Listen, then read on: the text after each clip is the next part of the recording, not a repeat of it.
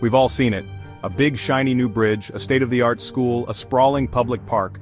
Politicians love to slap their names on these projects. They promise jobs and prosperity. They tell us it's an investment in the future. But what they don't always tell us is the real cost. Public projects are notorious for going over budget. Way over budget. And sometimes that's no accident. Corruption plays a role. We're talking bribes, kickbacks, and shady deals that line the pockets of a select few while taxpayers foot the bill. This isn't just about a few extra dollars here and there. We're talking about massive sums of money. Money that could be used for schools, hospitals, or even just fixing those potholes that rattle your car every morning. But instead, it disappears into a black hole of waste and fraud. So, how do these projects get funded? Often, it's through bonds. Now, bonds sound boring, but stick with me. When governments issue bonds, they're basically borrowing money from investors. They promise to pay back the money with interest over a set period of time. Sounds simple enough, right? Here's the catch.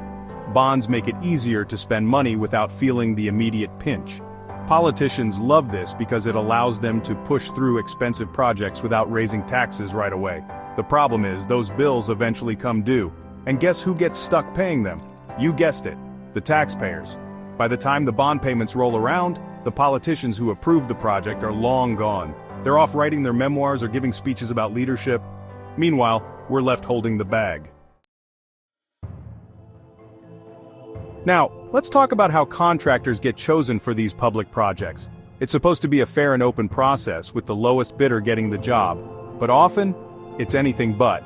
The bidding process can be incredibly complex, with pages upon pages of technical specifications and legal jargon.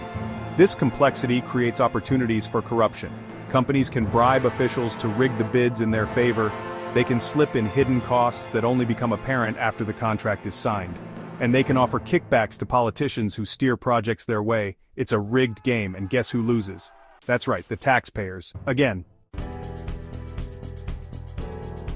So what can we do about it? The answer is simple: transparency. We need to shine a light on these shady dealings and hold those responsible accountable. We need clear, easy-to-understand information about how public money is being spent. We need to know which companies are bidding on projects, how much they're bidding, and whether they have any ties to government officials. And if politicians try to hide this information, we need to raise hell. Call your representatives, write to your local newspapers, and make it clear that you won't stand for corruption.